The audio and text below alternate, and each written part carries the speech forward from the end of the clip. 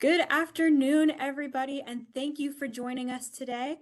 My name is Allie Lamberski. I am a credit union training coordinator here within the Office of Credit Union Resources and Expansion, and I am here to be the moderator for today's program, How to Expand and Retain Membership. As we get started, as always, we have our opening administrative announcements. If you are having any difficulty hearing my voice, please adjust the volume on your computer. If you are still having any difficulty hearing my voice after adjusting the volume, please use the Q&A feature at the right-hand corner of your console to send us a message. Our tech support team will be with you right away to be able to assist. In addition, please allow pop-ups to ensure that you have full visibility for all material that we will be showing today. And in approximately 2 weeks, a recording of this webinar will be available for on-demand viewing on our learning management system. This material will feature a closed caption video and the ability to download the PDF version of today's PowerPoint presentation.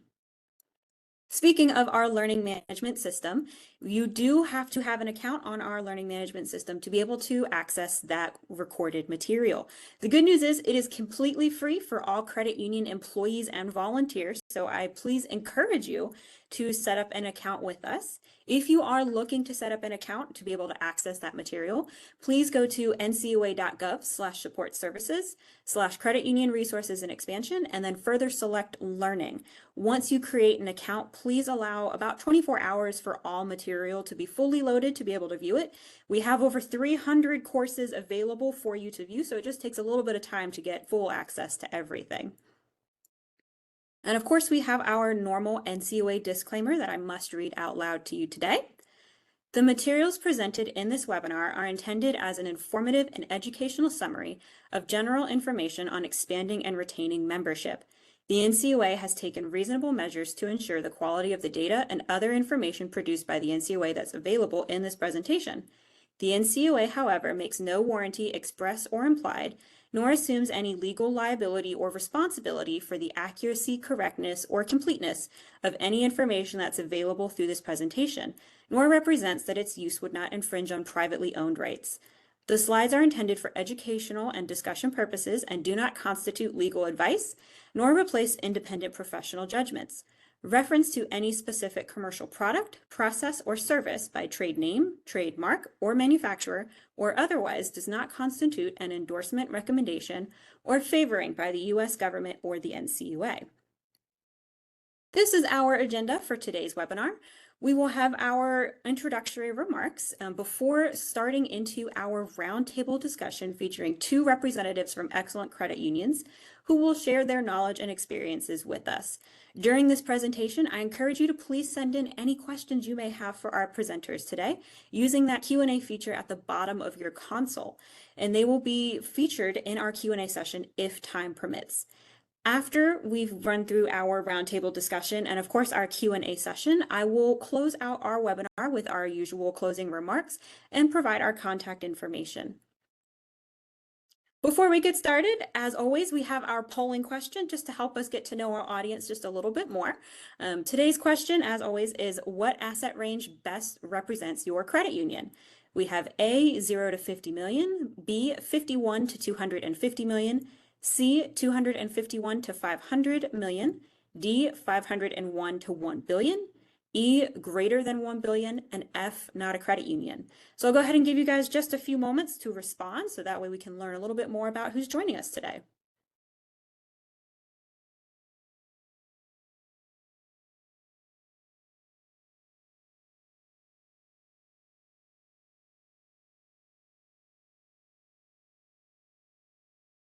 All right, and it looks like we are starting to slow down on who is responding. And just from the brief breakdown I was able to see, it looks like we have a good mix of our credit unions here today across all asset ranges and sizes. So I hope that there's going to be a little bit of something for everybody today who is joining us. And before we launch into our discussion, I do want to take a moment to introduce my supervisor, Christy Kupista-Hovis, who just has a few words to say before we get started. Christy. Thank you, Allie. So first of all, thank you all for attending today. Good morning or good afternoon, depending on where you are in the country. I am so excited about hosting this webinar today. We had over 960 people sign up to attend. So we are thrilled with the interest that everybody's shown for the event. Um, I work in the office of Cure, which and director of the resource division, and we're responsible for not just the webinars, but also the training programs and the grant and loan programs that NCUA has. So you'll see Allie here, but you probably heard of some others in my staff, including Ron Good and Josh and Jimmy, who work at our grants programs. But I'm just very excited to have you all here today and enjoy the presentation. All right. Thank you so much, Christy. And I do just want to take a few moments to build on what Christy has said and how excited we are to be able to host this webinar. Like Christy mentioned, we had over 960 people register. And I want to actually take a moment to point out that this webinar is a request directly from several viewers we've had on webinars in the past. So at the end of our webinar today, we always post our usual post-webinar survey. And so I do encourage you guys, if you have a few moments, please fill out that survey. I am the person that actually reads through every single one. So yes, your opinions and your voices are heard, and I do go through and I try and incorporate as much as we can. So if you are really excited for this webinar and want to learn more or have ideas for anything in the future, please, I really do encourage you to go ahead and fill out that survey and let us know what you're looking to learn more about. And, I will do what I can to go ahead and make that happen because we are very passionate about making sure your voices are heard and we provide those learning opportunities. And so with that, we'll go ahead and get started. I'm so excited for you guys to meet our panel today and learn more about the amazing work that they do. So we are joined by two gentlemen. The first, who is first on my screen, is Adam Stewart, who is the Vice President of Strategic Growth, Marketing, and Relationship Management from Pennsylvania State Employees Credit Union. And then we are also joined today by Jeff Margeson, who is the Chief Retail Officer at State Department Federal Credit Union. So what I'll do now is I'll go ahead and stop sharing my screen so you'll actually be able to see a closer up look of them as they're speaking. But to start us off, I will start us off with the easiest question of the day and ask them to just take a few moments to introduce themselves and what they do at their credit union. So Adam, as the first on my screen, I'll go ahead and turn it over to you for that first introduction. All right, thanks, Allie. Hi, everyone. Thank you so much for having me. As noted, I'm Vice President of Strategic Growth, Marketing, and Relationship Management here at PSECU. So I oversee all things marketing, digital creative, content design, kind of the standard marketing items. Also oversee our analytics and research area in the marketing section, our CRM strategy, and our ancillary products with wealth management and insurance. We also have our membership development area reports up through me as well. So everything that we do in the field and in person, and the work that we do with our university partners throughout the state. We have partnerships with over 20 plus colleges and universities throughout the state. So again, very excited to be here. Thank you for having me. Thank you so much, Adam, for joining us. And I really look forward to the perspective that you are going to be able to bring with such a diverse background. And now I'll turn it over to Jeff as well to go ahead and introduce himself. Jeff, welcome. Thanks, Allie. Hi, everyone. Jeff Margeson. I am the Chief Retail Officer at State Department Federal Credit Union. I am wrapping up my 4th week here, so fairly new into the role, overseeing branches, contact center, digital channels, project delivery, and support services. But before coming here, I was the Senior Vice President of Retail at Northwest Federal Credit Union for 11 years, overseeing many of the same functions, but also the business intelligence or data teams, business banking and marketing and communications for a while. Like many on the call, I suspect, prior to that, I spent my career in large commercial banks. So I like to consider myself a reformed banker, and I'm excited to be here today. Thank you. Thank you so much, and welcome to you both. Both have fantastic and diverse backgrounds. One fun fact I'll share about them both, if they don't mind, is both of them also started their careers both as tellers in their credit unions. They shared that with me yesterday, and I just think it's a great fun fact. So for everybody on the credit union, they very much so represent very similar career paths as I'm sure our audience has also followed. So bring it on with any questions that you guys may have towards that end with that Q&A session. We have an amazing wealth of experience here with these two gentlemen. And so with that, I'll launch into our very first question. And I'll start with you, Adam. And our first question is, what are some ways you determine what products and services members want or need throughout the year? Do you notice if there is a seasonal trend, and how does that affect your forecasting and planning? I think first and foremost, we try and take everything, as much information as we possibly can from our members and get their feedback and helping to determine what they're looking for versus trying to come up with the solutions ourselves. There's definitely seasonality, and you see at the beginning of the year with higher inflows of deposits. You have the tax return season. You tend to see things pick up in the home equity space and mortgage and auto lending as the weather gets nicer and things start to change and get closer to spring and summer. It trails off a little bit as you get closer to the school season and return to school, which is upon us right now. And then towards the end of the year, a lot of times what we'll see is a slight uptick in credit card volume and personal loans as people get geared up for the holiday season. So there's definitely seasonality in what we see. But as far as determining the best product or the products at the particular time, I think the days of just having one campaign or kind of old school spray and pray or a one size fits all approach are long gone. The seasonality is there. You have to pay attention to it and plan for it. But it's really about getting the feedback from our members, hearing what they have to say, diving into those insights and helping position different products and services to best fit their needs while still staying, attuned to what's going on in the market.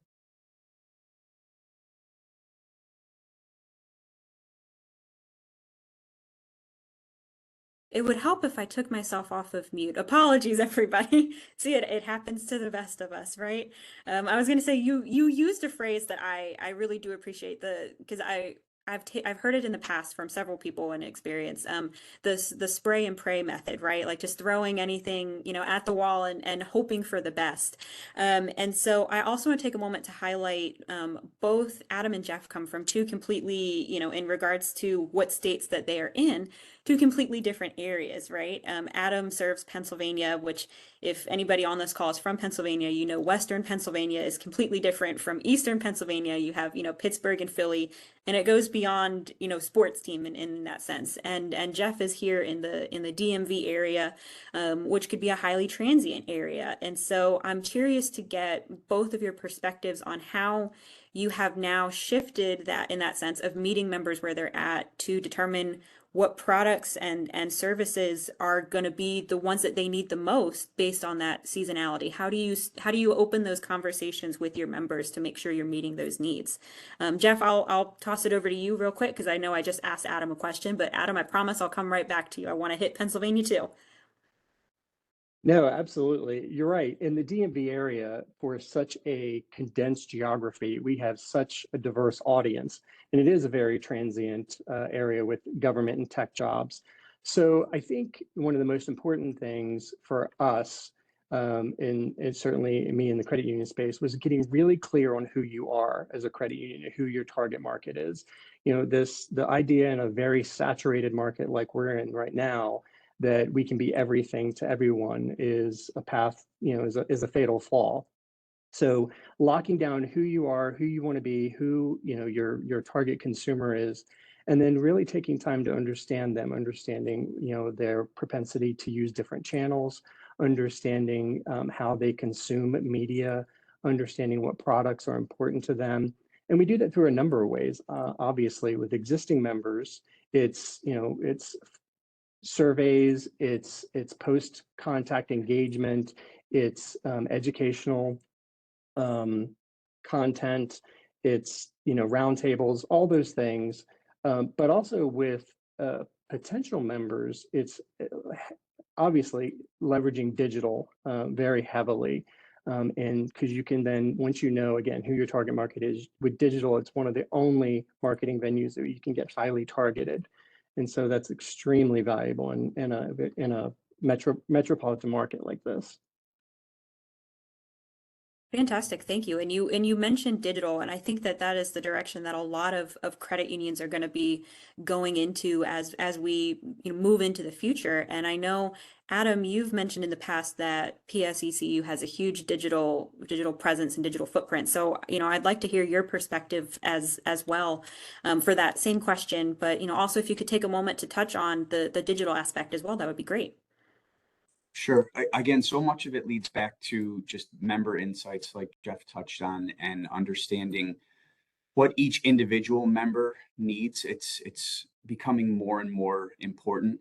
For us, we have two branches, so we are largely digital. We cover the entire state. We have just under 600,000 members, but the overwhelming majority of our interactions are in the digital channels and in the digital space. So it's a bit of a unique business model, something that we're really proud of, but it also makes it that much more important that our brand voice is very clear and understood. You touched on the difference between, so where I am here in central Pennsylvania and then Philadelphia and Pittsburgh. And one thing to make sure that we certainly never lose sight of our existing members and our strong membership base here, but knowing that with the plans and the desires and needs to grow, that brand voice is shared, and we help people to understand why it would make sense to join PSECU, what sets us apart from especially the banks in particular. And so, but then from there, it's really about taking that approach and then using the feedback that we receive. Jeff touched on focus groups, different communities, different pieces of insights that we can pull together. And we have a team that works very diligently on that to gather all of those insights, make them all make sense, share them out with our teams to help drive our strategies, and share them outside of just our team too. When you think about the loan products and different deposit strategies, it really touches every area of the business, and making sure that, again, it's very targeted in what we do, because what Allie might be interested in might not be what I'm interested in at a given time from a product or service set. So hopefully that adds some clarity. No, that was great. You actually touched on something I would actually just like you to expand a little bit more on as well, if you're okay with that.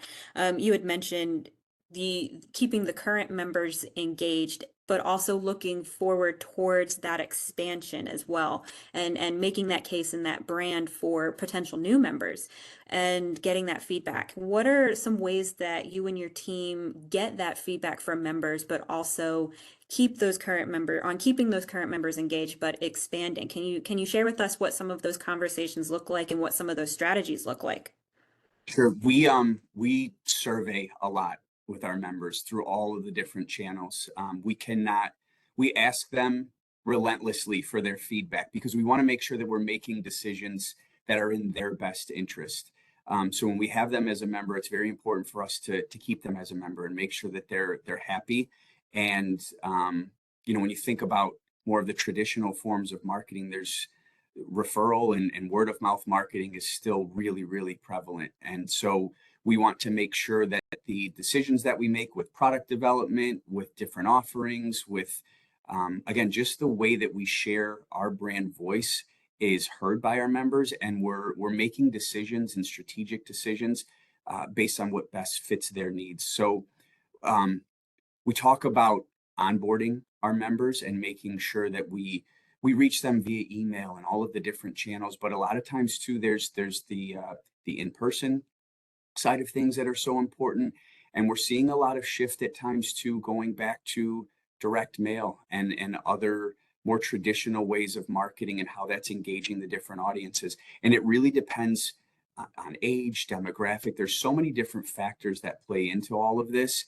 And that's where we can't ask our members for enough feedback. We talk a lot as a team about making sure that we're not the ones making the decisions for what's best for our members, but we're letting them help to dictate what drives our strategies. Absolutely. And I really like that. You were like, it's what is best for the members. I think sometimes, having come from a credit union in the past, I think we always like to assume we know what's coming up next, right? And that's when members surprise us the most, and with good reason, right? Things never follow a cycle.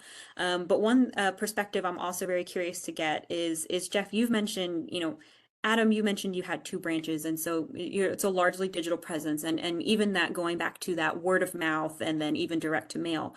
Jeff, I'd be curious to get your perspective in regards to how do you do that within a branch? So how do you have those conversations at a branch level? Are your tellers, MSRs, branch managers, are they providing feedback to you from that perspective, or are you getting that communication from guests in the branch as well, or that word of mouth? Yeah, absolutely. Marketing for branches and existing consumers is slightly different than going after new potential members.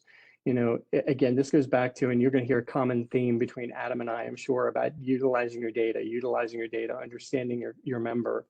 And for us, and I suspect the same is true for most, the individuals walking into the branches are generally already memberized. So they have some affinity to our organization already.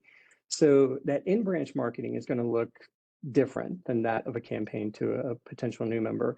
I think, in terms of capturing feedback, it's an absolute through, getting your employees of the mind that they are store owners and consultants, if you will, for the member, and giving them the tools. Having an organizational CRM is invaluable in the space.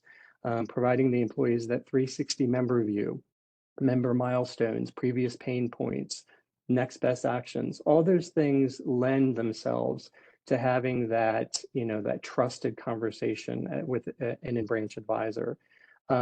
I think one of the best things we did in my past life was creating an employee council for feedback, because one of the things, when you get to a certain level within a credit union, you think you know everything about the consumer, and you know everything about your products. And often what you'll find is, by bringing in the employees that are closest to it, sometimes you'll be surprised about the feedback you get. And by doing that, making them part of the solution, making them part of how to better engage our members, is absolutely critical for their employee engagement.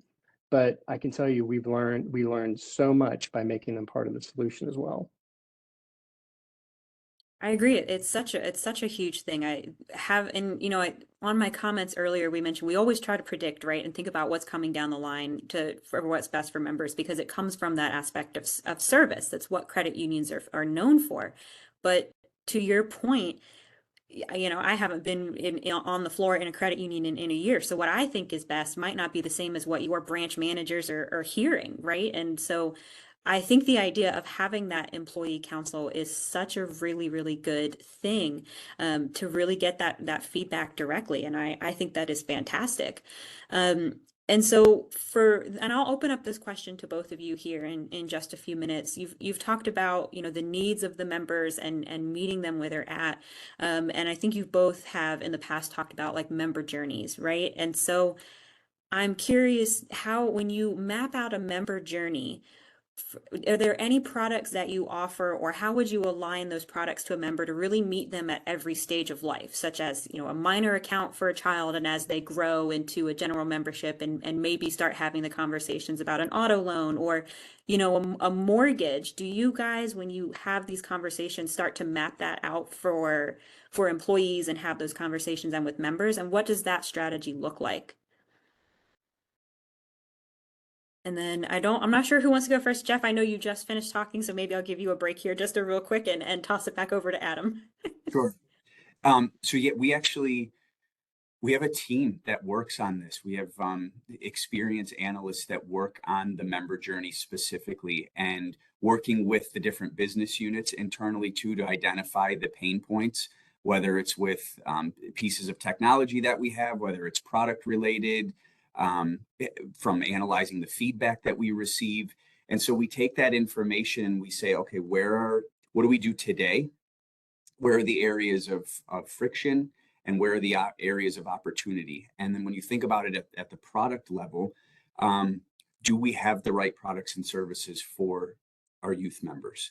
Do we have the right products and services for those that are, approaching adulthood and then starting to, become adults? And then do we have the right products and services for those that are approaching retirement or are getting close to needs like Medicare, for example, and wills and trusts and the things that sometimes you don't even think about. I talked earlier about ancillary products or insurance offerings and wealth management, for lack of a better word. So what we try and do is partner with the business units, take all of this feedback and map out the journey and say, okay, Allie is at this point in her life right now. We see this type of activity. This is the feedback that she's providing to us right now. And as Jeff touched on, what is the next best action for her? And trying to help guide you to make those decisions that would be best for your financial journey, because it's very unique and individual to you. We were talking in calls recently about just how personal someone's finances are. And so we can't afford to mess this up. We have to get this right. And we have to make sure that the product offerings that we have first and foremost, but also the service that we're providing is meeting that member wherever they're at in their journey. And so looking for those pain points, it's one of those things where as we do it it never really ends. You're just constantly learning and making little tweaks and adjustments, sometimes smaller tweaks and adjustments, sometimes really large ones, and identifying those areas of opportunity to say, okay, at this point, we want this person to download the app. And at this point, we then want them to take a look at our product offerings and go deeper into this section and just follow that journey to then help us identify what we could do better. It's this constant pursuit of just being better for our members. Yeah, absolutely. And I mean, I can say as somebody who grew up in, I grew up, I've only ever had a credit union account growing up. And, while the credit union may remain nameless, I can say that when I look at my friends and my peers in my age group and growing up where I was at every stage in my life, I had more support and more resources from that credit union than my friends did who had banks as their support. And I'm not here to say banks are terrible. It's they serve a purpose and they're great, right? But it's that going that extra mile that credit unions are it's what we do, right? And so it's such an important thing. And so Jeff, I'll turn it over to you now that I've shared my little story as well. But I'd love to get your perspective as well. Yeah, no, Adam touched on, certainly the importance of journey mapping. And, I remember years ago, suddenly this term journey mapping was used and it became almost a buzzword. And I think that people underestimated its power, quite frankly. And I love the fact that he noted that it is an iterative process. It's never ending, to be honest with you, as products change, as platforms change. I think, this is where it's also important to take that member feedback that you've gathered as a starting point and overlay that with your journey mapping exercise to understand, specific areas of pain or friction for the consumer. And the other thing is it's important to do it across all channels. Sometimes we get so focused on one particular channel, digital, for example, and online and mobile banking, which is probably, with a digital first mentality, that's a great thing. But if you have a disjointed experience in your branches or through your contact center, you're never going to reach that point where you could an optimal member experience. So making sure you're looking at it holistically. The final thing I would challenge everyone to do with journey mapping is look outside of your own four walls. One of the things that we've done in the past is actually challenge folks to go out to some of the fintech competition and open accounts. And when you're in it, when you're close to it as an employee, it's very difficult to see what's possible outside of your current organization. But by doing that, it exposes them to, quite frankly, how far we've come. The fact that you can be memberized and have a checking and a savings account attached to your external accounts with a debit card on the way in 3 minutes or less. That's what we're up against. So I think, pushing folks to do that journey mapping exercise, but also look outside of your own processes is really critical.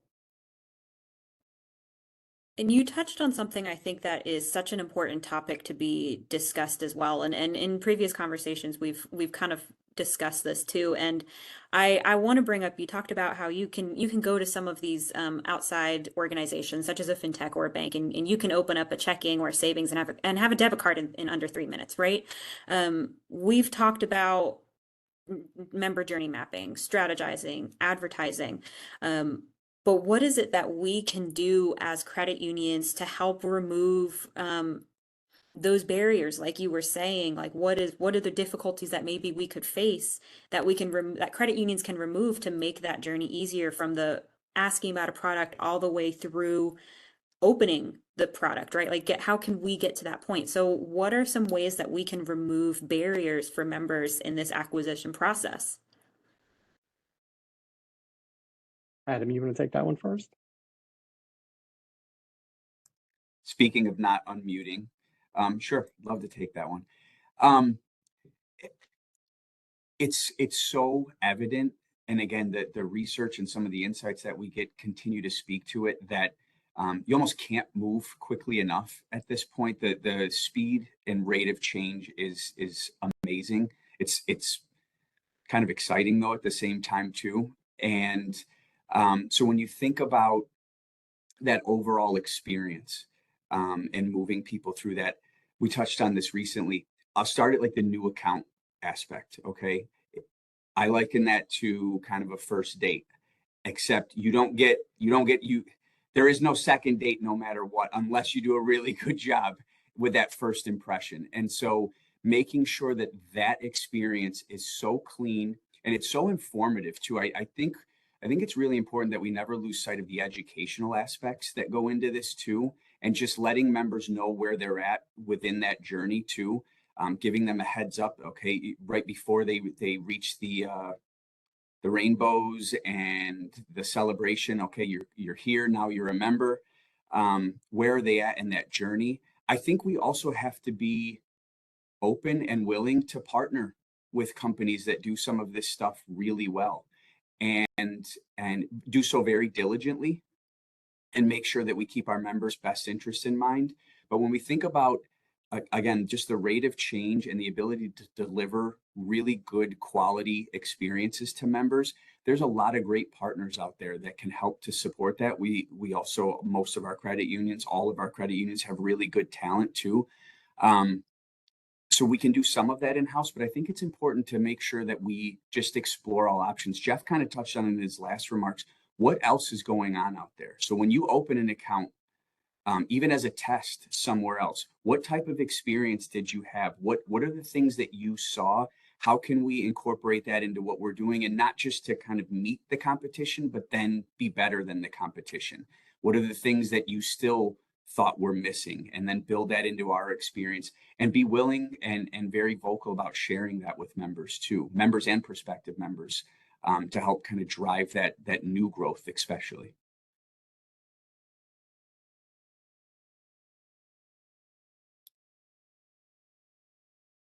I think we're all, I think now I'm very diligent about making sure I have my unmute button on. But yes, thank you, Adam. And I think that is such a very, very good point as well. And you mentioned like keeping members' best interests at mind and in mind, right? Like as we continue to grow and continue to expand, not forgetting the reason why we're all here, which is the members, and making sure that we help them and support them. So Jeff, I'd like to get your opinion on this as well before I launch us into our last question, because I know you'll have great insight as well. Yeah, absolutely. And, I love that Adam talked about the importance of that acquisition phase, and that, you never get basically a second chance. And that's true. The idea that, folks have primary financial institutions these days, it doesn't really exist anymore. Most individuals' banking and financial relationships are so fragmented, and there's so many choices, and the ease of acquisition is prevalent. So you really have to look at the entire ecosystem. From your product's usage. Obviously, once you've gotten through that acquisition funnel, is it easy for me to use? Is there this omni-channel experience, whereas I can pick up an interaction in one area and finish it in another channel? that, I don't have to start over again. Are you asking me as the credit union things that are irrelevant to the relationship? I just went through a few, application processes with competitors, and it's amazing the things that you sit back and go, why are we doing that? Why are we asking those questions? So you have to ask yourself, how can I, while staying safe and secure, obviously top of mind, how can I make this as fast, easy, and frictionless as possible for our members in all aspects of their relationship? Because that's what they're looking for. It doesn't matter the demographics. It used to be that you could, clearly state a certain demographic, like using the branches, for example, and younger members would only use digital. That doesn't exist anymore either. Consumers, our members, expect us to be always on, always available. Adam used the term meeting them where they are and when they want it. So you've really got to look at your entire ecosystem and make sure you don't have any barriers. Fantastic. Thank you. Thank you both so much for that perspective. And I think, you're both correct, right? And meeting them where they're at, and also making it frictionless, but making sure that they're essentially at the center of everything that we do are such important things. And with that, I'll actually lead us into our last question before we go into Q&A from the audience. So I feel like this one might be a bit more of a fun one, a little bit less weighty. So, I feel like it is, at least. And this one is, what outreach strategies do you find most effective for marketing to potential members? And do you have a favorite? Is why I say it's probably the fun one, because it's you guys get to say, this is my favorite one. So Adam, I'll go ahead and start with you for our last our last question.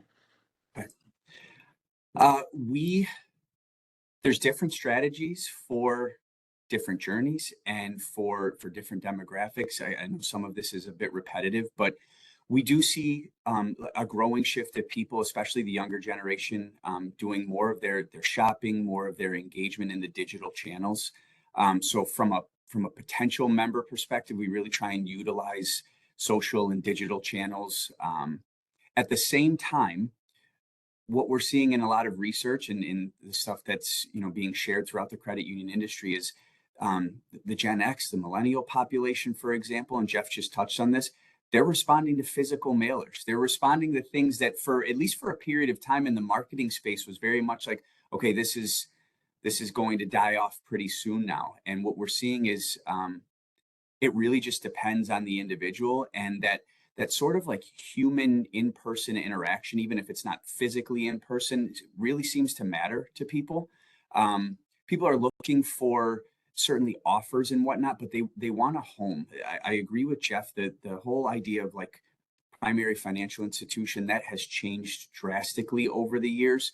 But people still want some sort of home, if you will, to where they can, it's dependable, it's reliable, it gives them that peace of mind and security that they need when you're handling something so personal as their finances.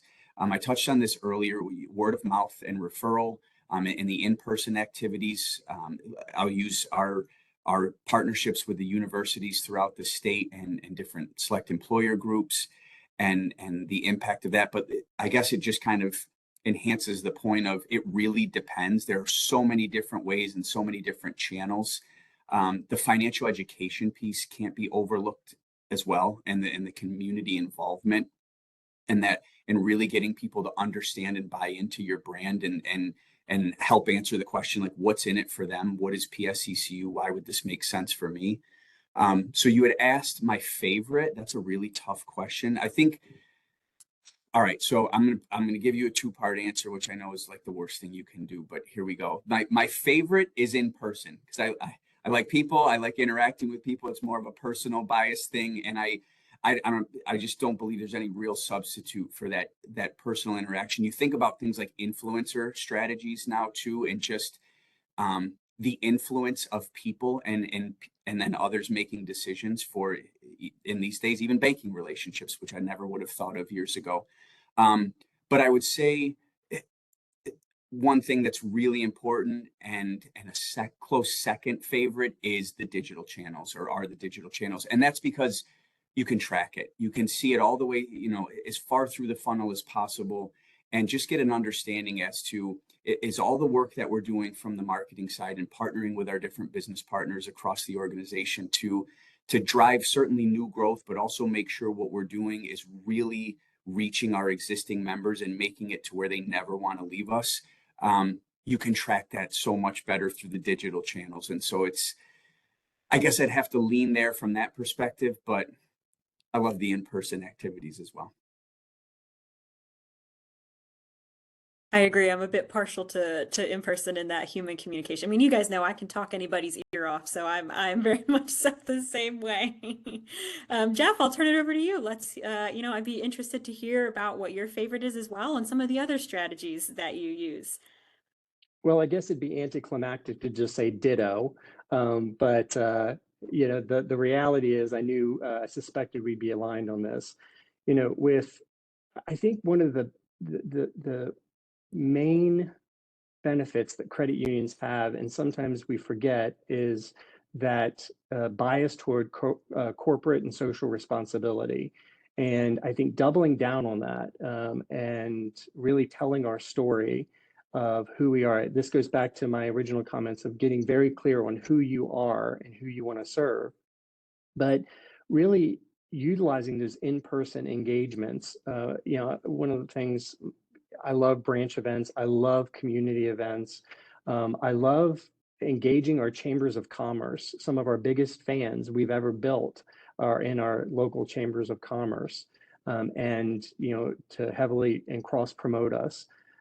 If you have a credit union where you are leveraging business banking, for example, or nonprofit banking, really one of the other things that has been extraordinarily successful is creating an advisory board of leaders, community leaders, and business leaders in that space to help guide your mission, if you will, around serving members. What are we doing well? What do we need to improve upon?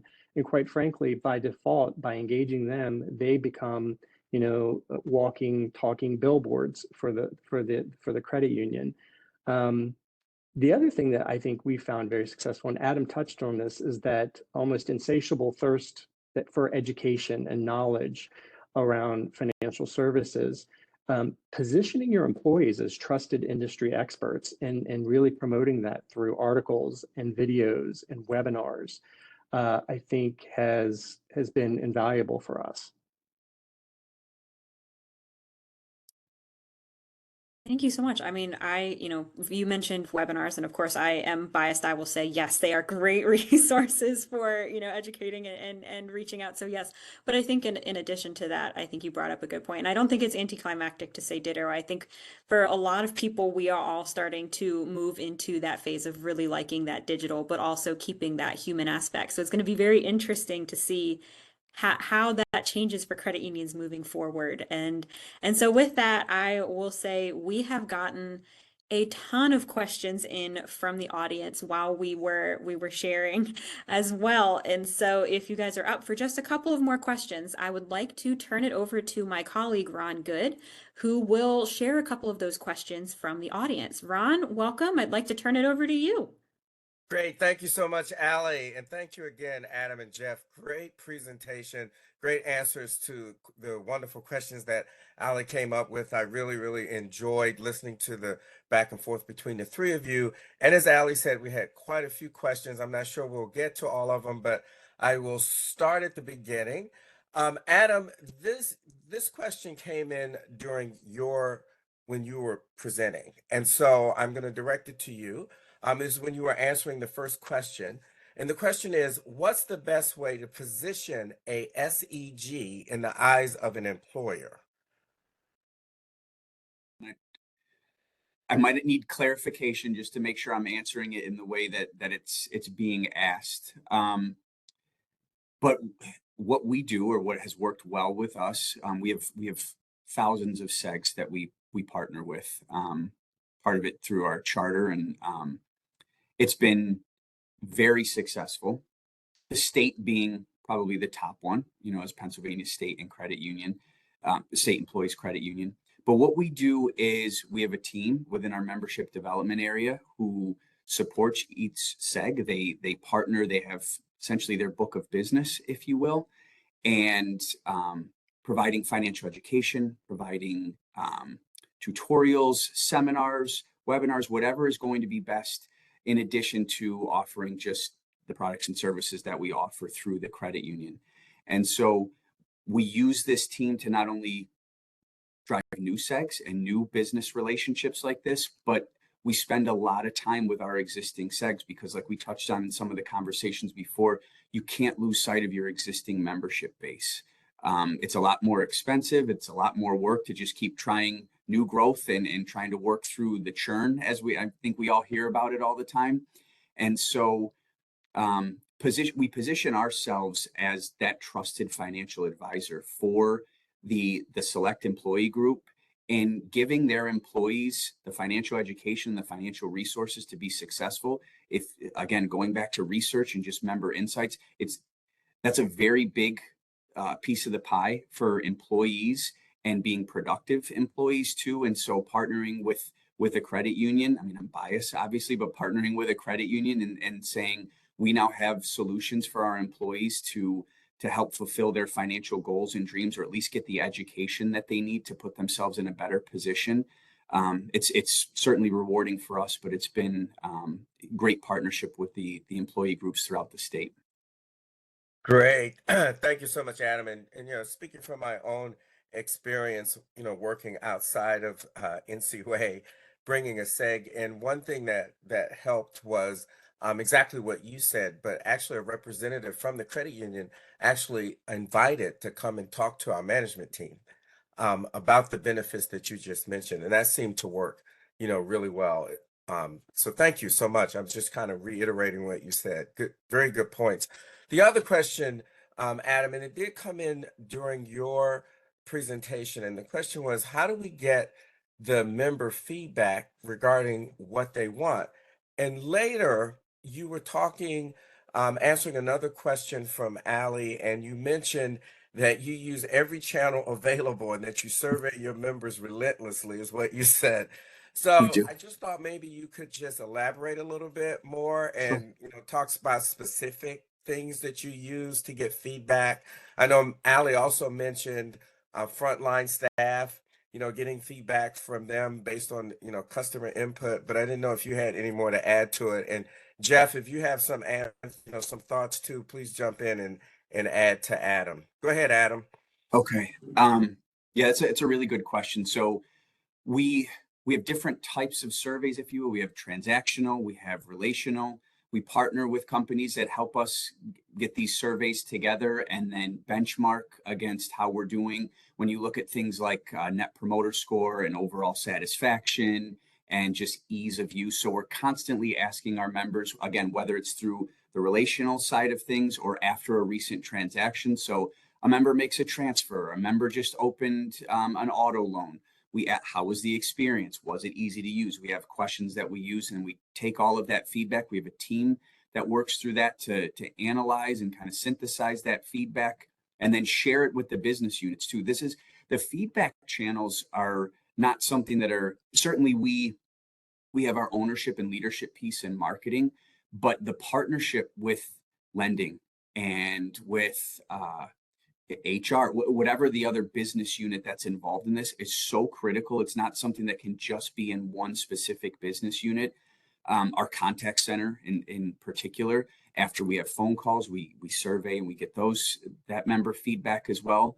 Whether we like it or not, we get a lot of feedback from members through our social channels, sometimes good, sometimes not the best feedback. And we address that. There's email that we use where sometimes we ask members, other times there's just links and sources for members to share that feedback with us.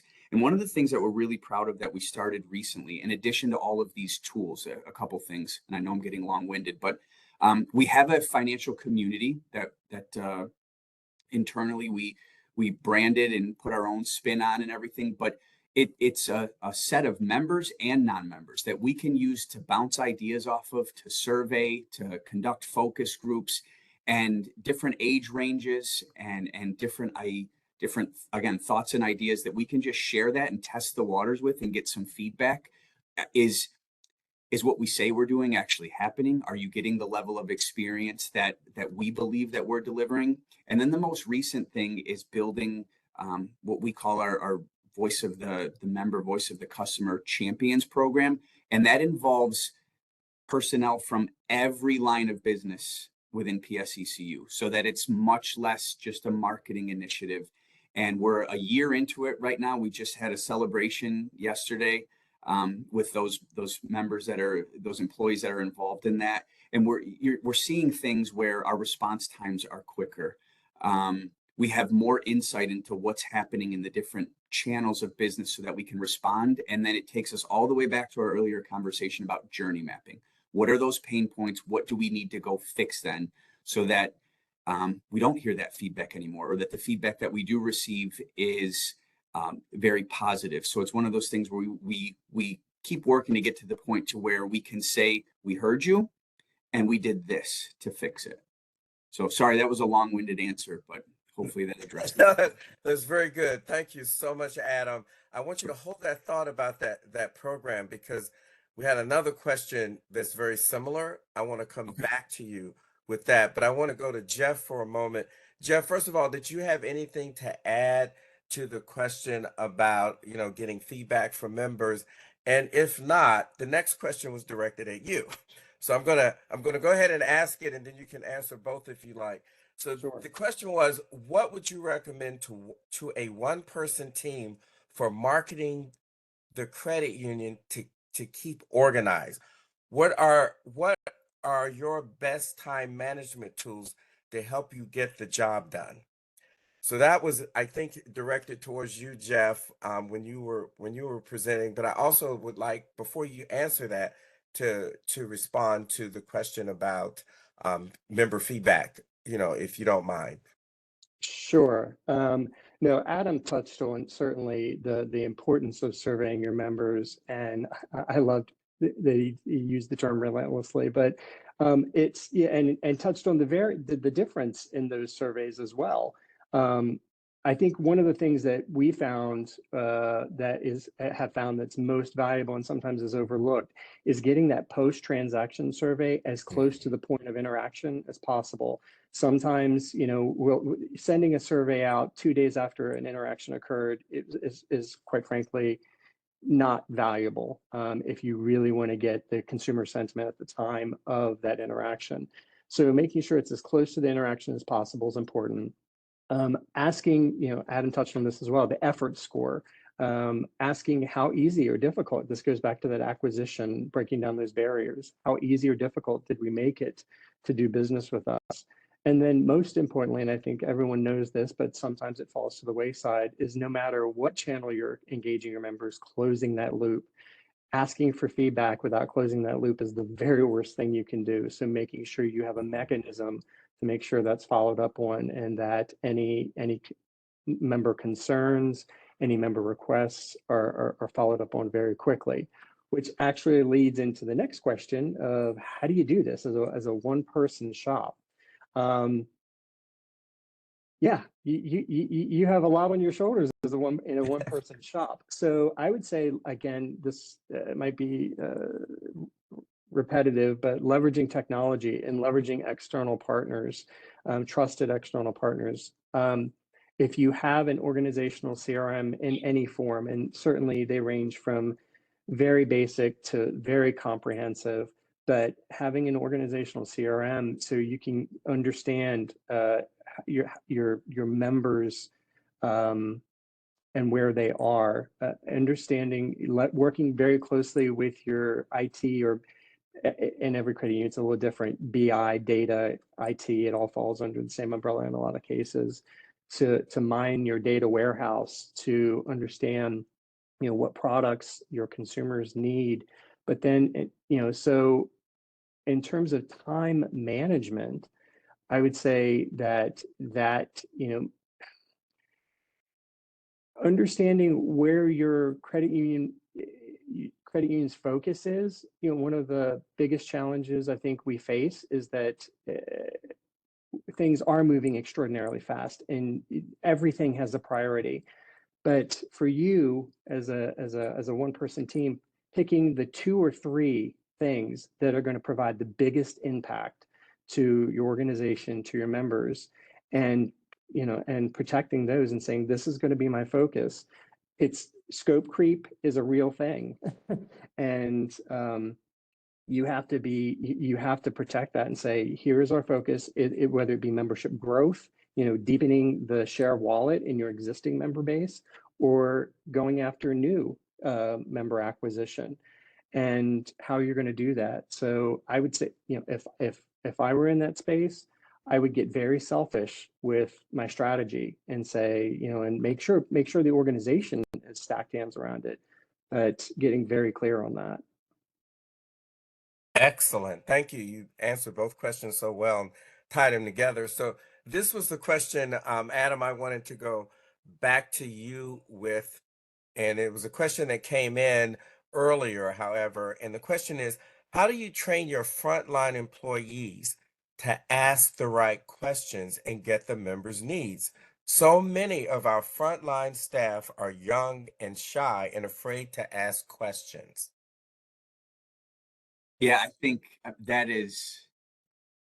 that's so true. It's such a difficult thing, unfortunately.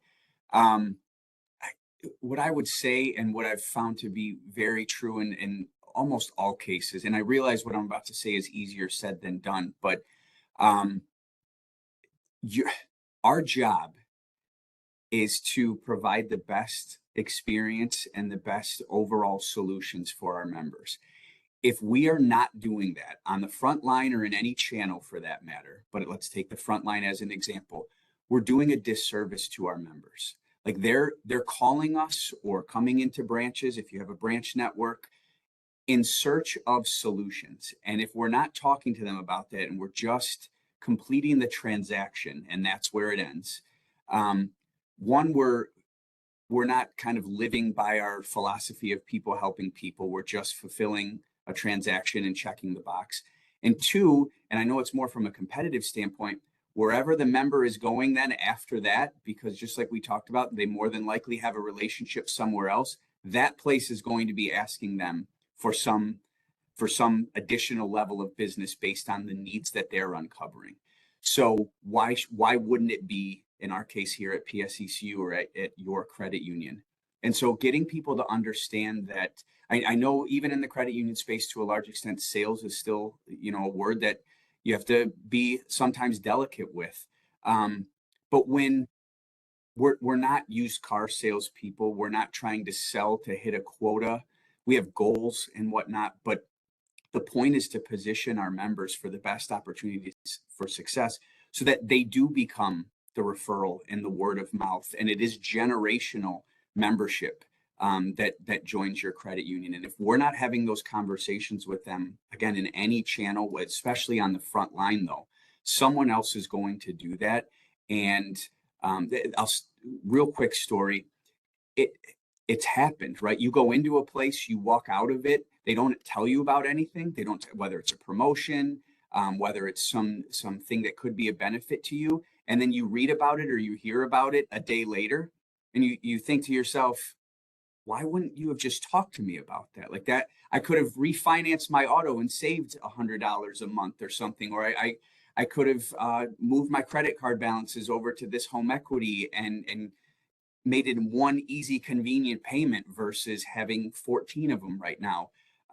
That's maybe it's an opinion or whatever. My experience, though, that is the opposite of member experience and the opposite of what members really demand and expect. So I think leading with that as you go into the training of your employees, because it helps them to understand why you're doing it, and it's not to just hit a number. Exactly. Very good. So this is our last question. I think this is an important one because it is all the rage right now. So I'm going to start with Jeff. And so Jeff, it was directed to either one of you. And the question is, how are you using AI, artificial intelligence? How are you using AI now? And what are your plans for the future? Are members embracing AI or are they hesitant? When you said this is all the rage, I knew this was coming. So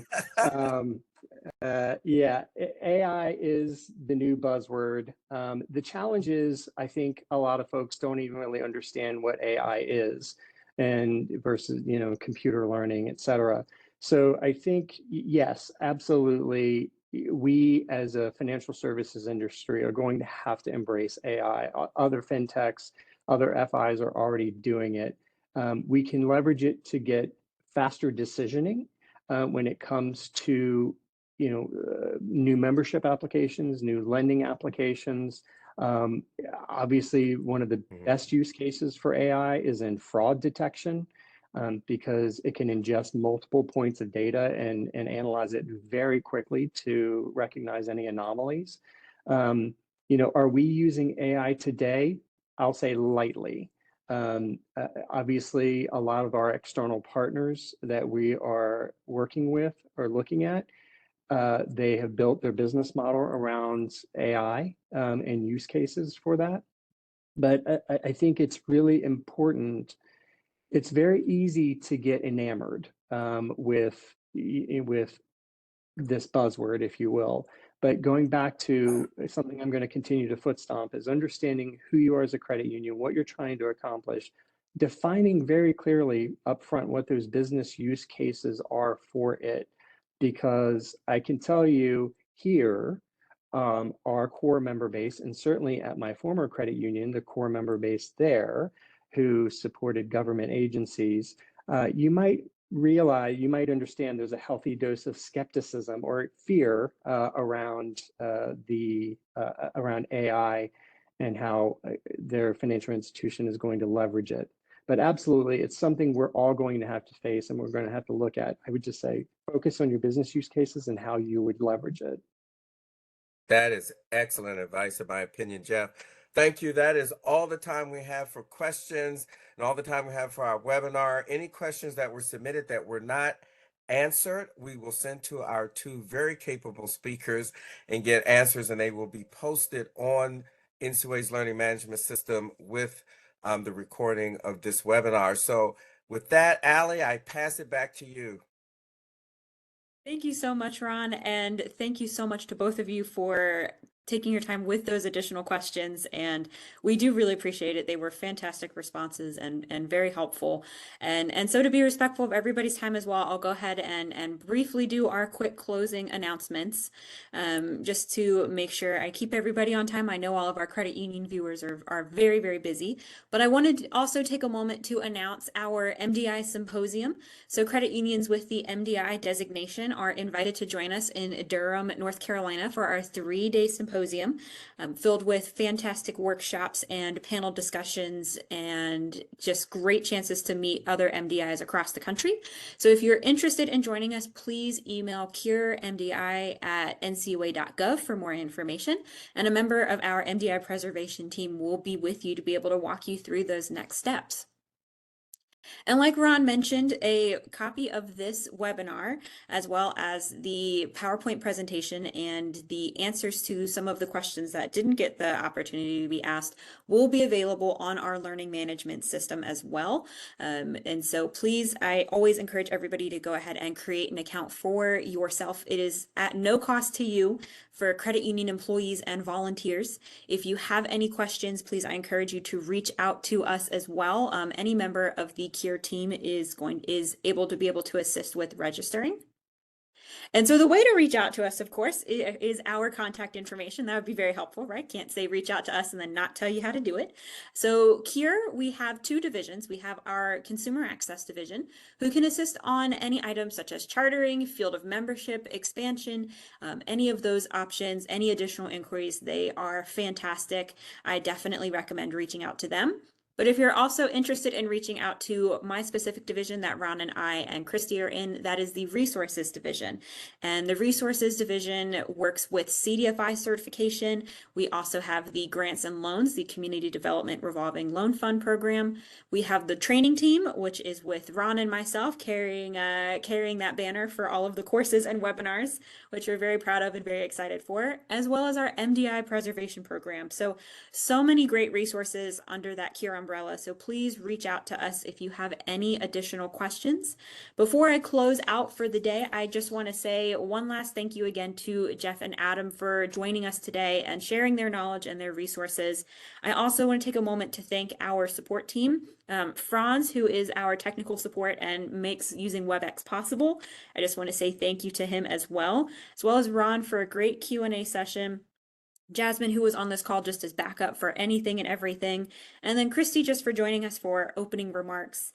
And I want to thank everybody who joined us for this call today. I know you all have very busy schedules, so I appreciate you all taking the time to join us, and I hope that you all found this incredibly helpful and informative. Please, at the end, I encourage you, please take that post-webinar survey. Let me know what you're interested in learning more about, and I will do my best to make it happen. But I want to say thank you again so much, and I hope that you all have a wonderful rest of your day. This concludes our webinar, and I will see you all next time. Have a great evening, everyone.